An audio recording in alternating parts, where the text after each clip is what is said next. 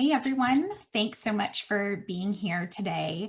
I'm really happy to be here to talk to you all about body image, the media, and how we can both teach and learn to love our bodies. If you're just popping by for a moment or want to stay for the full 20-30 minutes, I hope that you'll get a chance to take away some great information about this really important subject. And I will be answering some questions at the end if there are any, or you can feel free to email me or reach out via social media. So my name is Emily Lauren Dick, and I'm a body image expert and author of Body Positive, a guide to loving your body, published by Familius, which is a book about understanding body image, but also inspiring girls and women to love and accept the bodies that they have. Today, I'm going to talk about why so many people, girls especially, struggle with their body image and discuss how we can build resiliency against the pressure to look perfect. Because the more we understand why these pressures exist, the more empowered we'll feel to change and challenge them. So first of all, let's define what body image is exactly.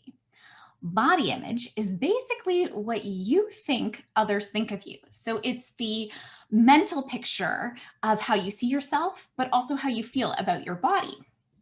So if you're not happy with the way you look, you might struggle with negative body image, and you might also feel embarrassed or ashamed when it comes to your appearance. There are several factors that can feed into why we might feel poorly about the way we look. But some of the major reasons are the media, which purposefully makes us feel insecure, using beauty ideals or standards so that you buy into the diet culture that they're selling. So diet culture is really any product or service that makes you feel like you have to change yourself. And lastly, fat phobia, which is the fear of being fat, disliking fat people, and discrimination against fat bodies. This is something that is really deeply embedded in the history of our society. So I'll give you an example.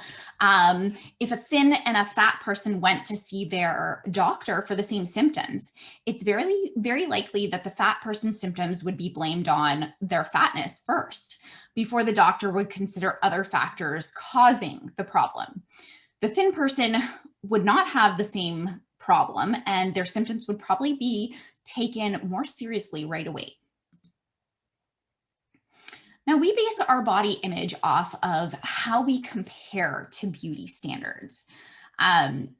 If you're still with me right now, or if you're watching the recording, feel free to think about, write out, or share in the chat box here some characteristics of what you think a typically beautiful person looks like. What is it that comes to mind? For me, some of the characteristics I think of are someone who's thin or skinny, someone who has perfect skin, long legs, nice hair. They're usually hairless and able-bodied, for example. They also might be depicted as being heterosexual or cisgendered as well. These ideals are taught to us by the media and are then reinforced by society in various ways. Let's look at some examples from the media that promote these type of ideals. So this is a weight loss supplement ad noting that if you're not thin, you aren't beach body ready, which absolutely is not true. Anyone who puts on a bathing suit is ready for the beach. Next, we have the singer Katy Perry and a slogan that says "love without the handles" to advertise a diet snack, indicating that we should want to get rid of the fat on our hips. Now, many of you probably know that the Kardashians are notorious for selling all of the diet culture. Here are just a couple of the things that they have advertised, everything from weight loss shakes to teeth whitening products. And here's another one with Jennifer Hudson, a singer who is promoting Weight Watchers because it works. So I want you to reflect on what you've seen here and ask yourself if you notice anything about all of these ads. Is there something that they all have in common? They all reinforce a lot of these stereotypical beauty characteristics that we noted before or that you've been thinking about. These standards are used to entice you to purchase their products. I think it's really, really, really important to note that we need to strive to be anti-diet culture rather than anti-dieters, because blaming the people who buy into these things are not the problem. So why is diet culture a problem? Well, there are a lot of damaging outcomes that can arise from dieting and striving for this unattainable beauty. Here's a little chart from my book that explains the cycle of negative body image. You'll see that there isn't just one factor that can cause issues like eating disorders or low self-esteem, because they're all really connected. I have yet to meet someone, or at least a female or girl, who hasn't experienced negative body image. Yet it's important to note that our experiences and our DNA can affect our ability to be resilient against these negative pressures. So for example, someone with low self-esteem might be more likely to develop an eating disorder than someone who has high self-esteem, even if they both struggle with their body image. I want to ask you all if any of you have played with Barbies growing up. Do we think that Barbie is representative of the way that girls look like?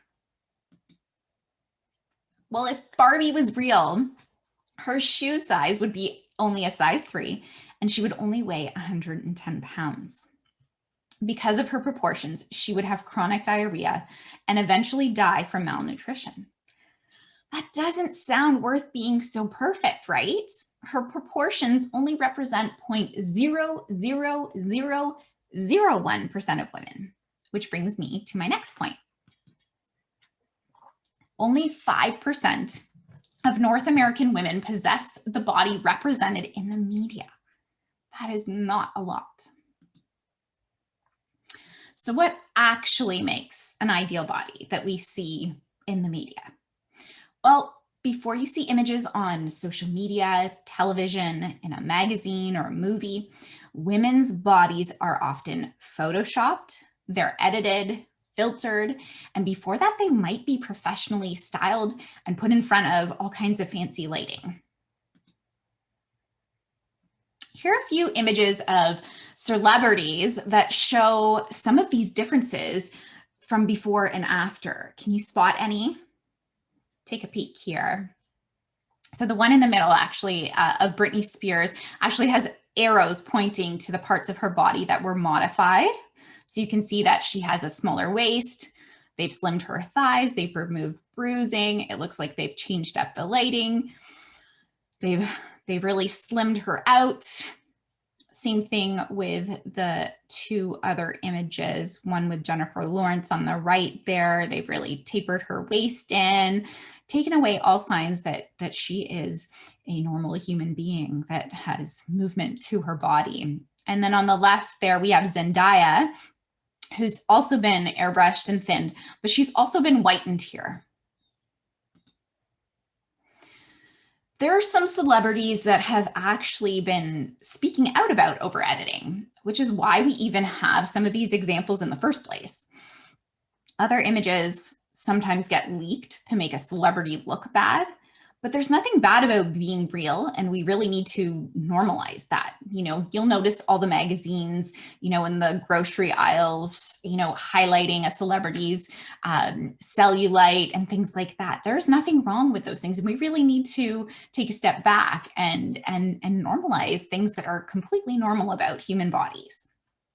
So the image on the left here is was shared actually by Lily Reinhart herself, and it was showing how Cosmopolitan Philippines went overboard with the editing.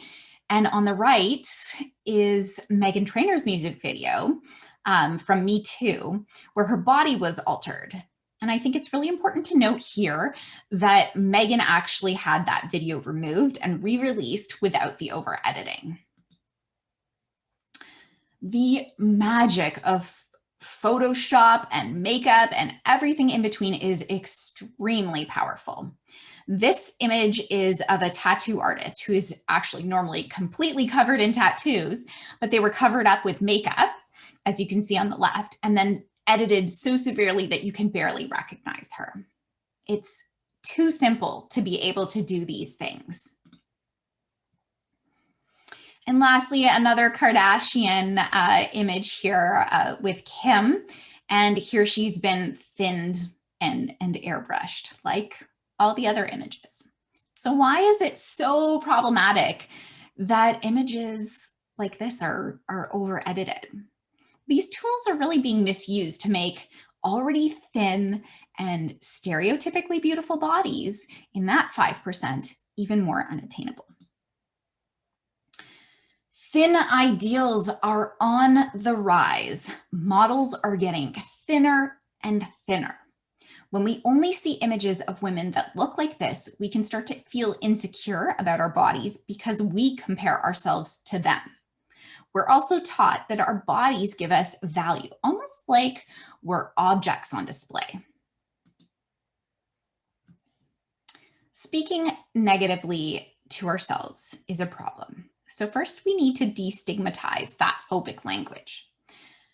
Have any of you ever used or heard the word fat to describe how someone is feeling or how you are feeling? I'm sure there's probably quite a few out there. I'm guilty as well in the past for using that statement, but it's become a part of our normalized language. Fat is not a bad word though. It's a description, not a feeling. Regardless of whether you have more fat than someone, your value has nothing to do with the way you look. But sometimes we feel ashamed or alone with our body image struggles. But people aren't alone in this. Diet culture makes us feel this way to keep us isolated, to keep us compliant and into buying products that make up their multi-billion-dollar industry. So what are some ways that we can feel less alone? Well, we can talk to each other, first of all, about our insecurities. We can discuss how certain advertising makes us feel about our bodies. We can think about all the really important things that make us who we are.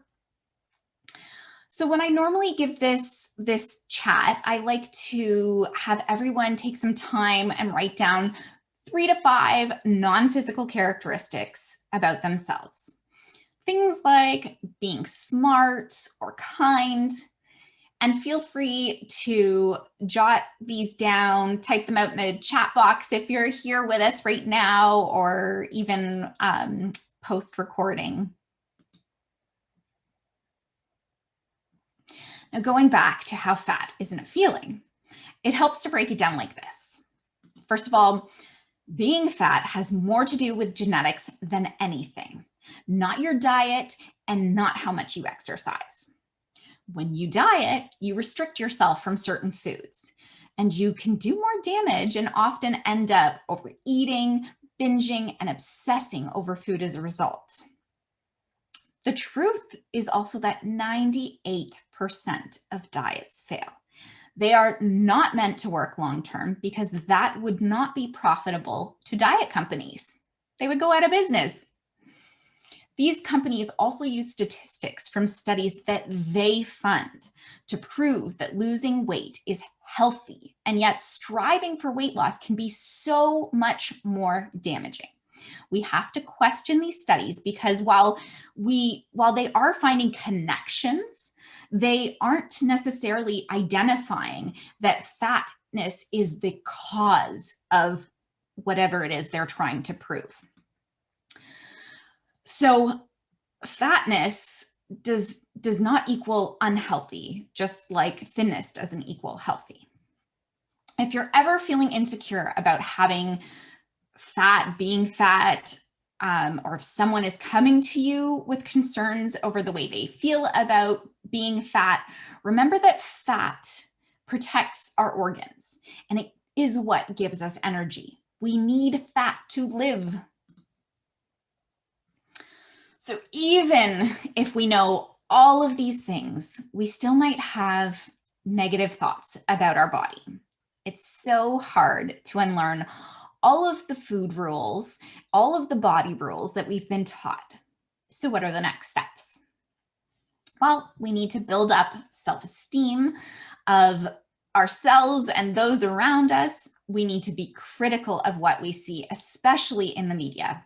We need to challenge norms and ideals and look for positive media sources.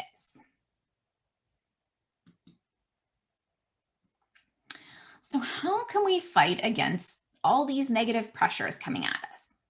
First of all, I believe that we need to see more real bodies, real stories, real everything. Realness needs to be normalized because real bodies are normal and real bodies need to be normalized. We have to rip up those beauty expectations and start seeing the beauty in real, diverse bodies. These are actually some images of the women I photographed for my body positive book.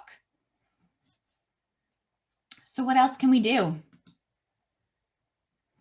We can unfollow accounts that promote weight loss or thinness and follow body positive accounts instead.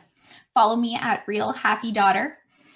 We can enjoy traditional media like a chick flick, but we should be critical of the stereotypes we see in it. We can also become activists by doing things like writing letters to the editor of a magazine or a company, demanding that we see more real bodies or better representation in whatever they're producing. At the end of the day, it's so important to remember that you shouldn't feel guilty for enjoying media, but don't let it teach you your worth. Everyone is capable of great things, and we're so much more alike than we think. So here are a few activity ideas for improving body image that you can do for yourself in class with students. These are great for really all ages. So one of them is write down all your non-physical characteristics and achievements, like we did earlier. Try to think of something new each week. You can write them down in a journal. You can make little Post-it notes, write them out and put them in a special box, or come up with a, cute or unique, creative way to store them. It's always nice to revisit those things when you're having a bad body image day too. Go through a magazine together and note the similarities and differences in the women featured. Talk about stereotypes and what may have been done to alter the images. You can also do this on social media. Oh, one of my favorites is restyling a magazine.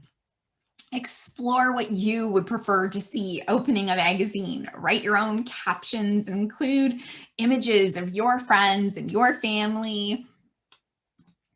Make a list of body positive social media accounts. Discuss how these representations are different compared to traditional media and how they make you feel. And before I finish up here, I just wanted to share one of my favorite tips for dealing with a negative body image thought, which is ask yourself, who is profiting from you feeling this way? So when you are having a bad body image day and you are feeling really bad about the way you look, ask yourself, who is making you feel this way and who is profiting off of it? Thank you so much for taking the time to check out this presentation on body image. If you're interested in learning more about body image and creating resiliency, please check out my book, Body Positive, A Guide to Loving Your Body. Feel free also to reach out to me on Instagram or email me. I am always happy to answer any questions you have about body image. And if you have any questions, feel free to type them into the chat box now, or you can send them in after you view the recording. Thank you so much.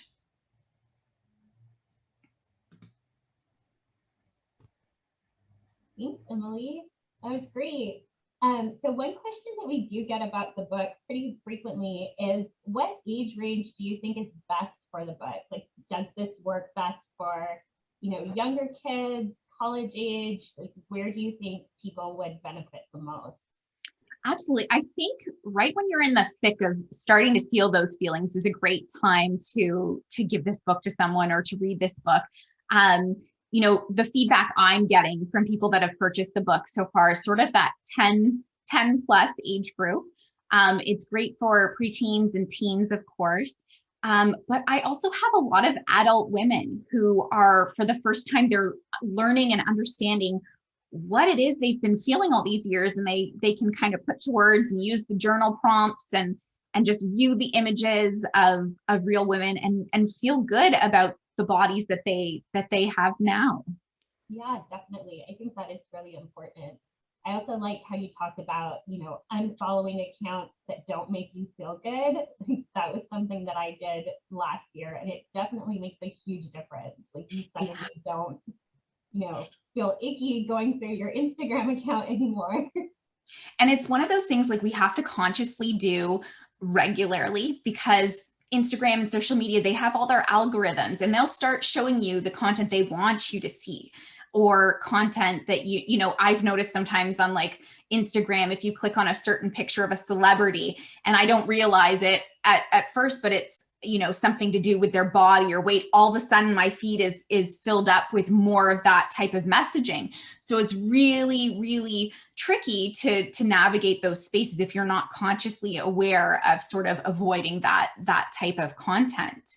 And especially for young girls, we need to have those conversations, because even as an adult, it's hard for me to do those things. So our preteens and our teens who are very much more active than even we are on social media, they really need help. And maybe it's a weekly reminder, hey, let's go through your Instagram page together and figure out if there's anything that we don't like what we see.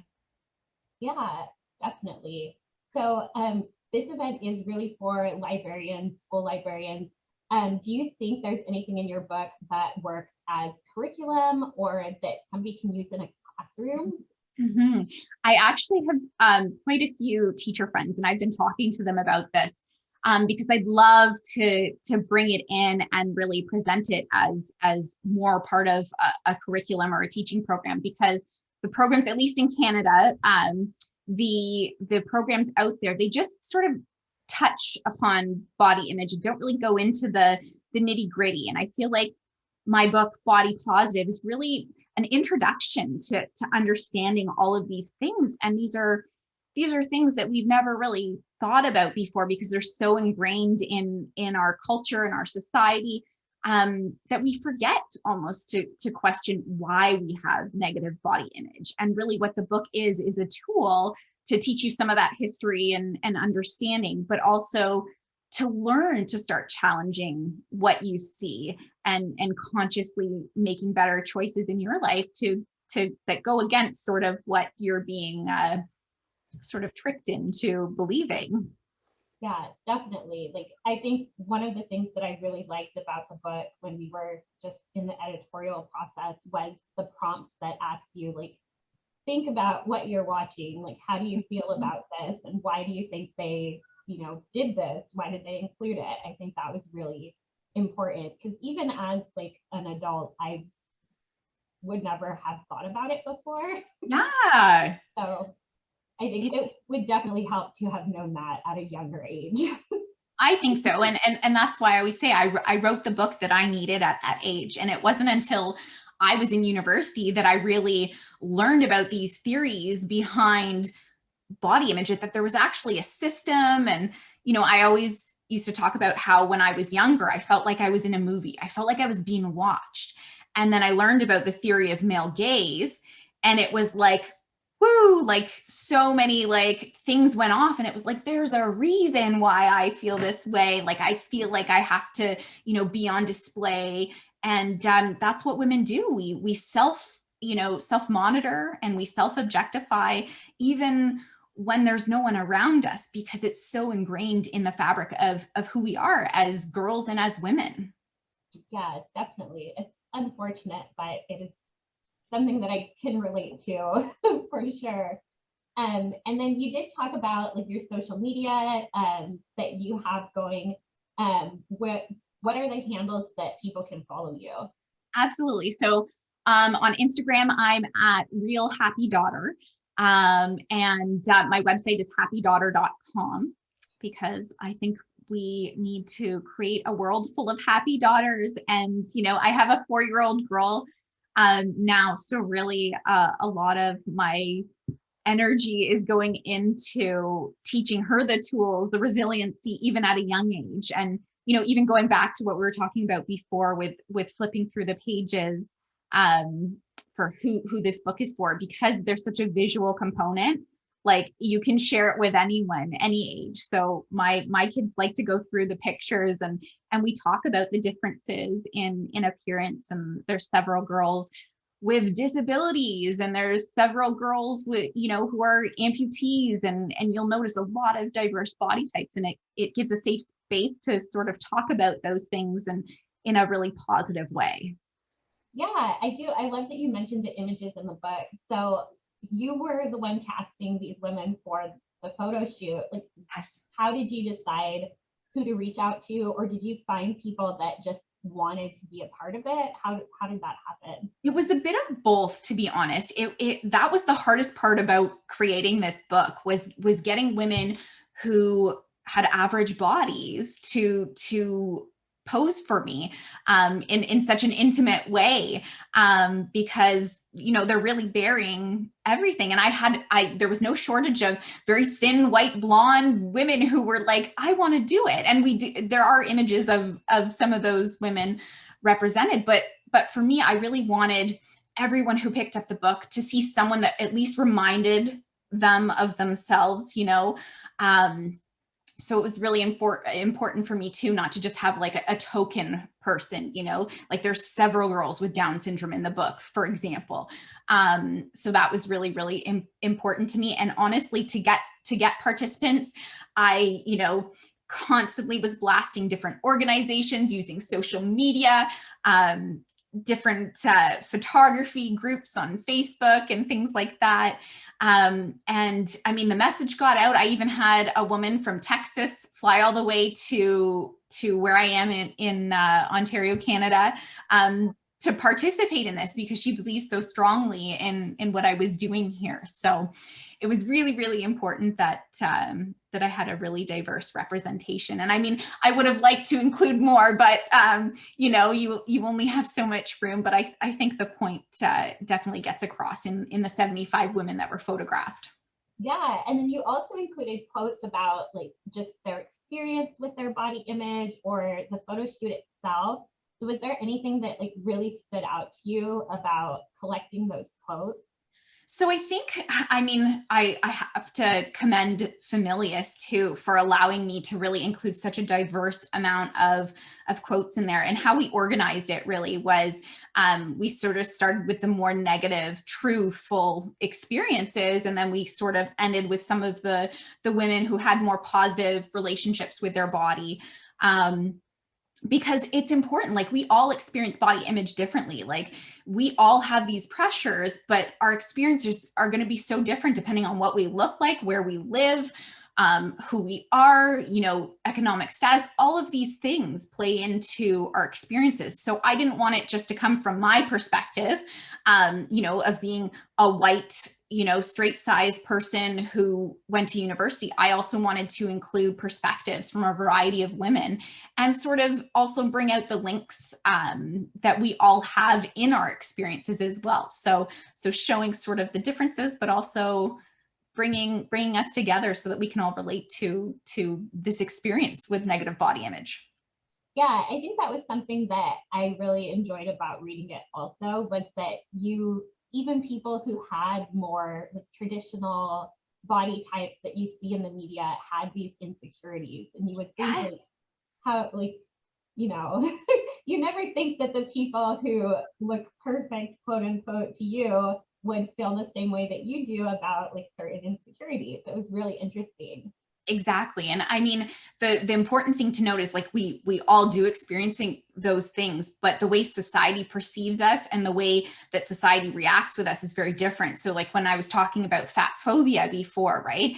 Even though those white, thin, able-bodied women might experience negative body image, it's still really important to note that their experiences are going to be a lot different than someone who is going to be discriminated against based on the way that they look. So it's really important to, you know, sort of unite things, but also bring attention and make sure that the issue we're addressing in itself is a social issue, not just, you know, a personal thing as well.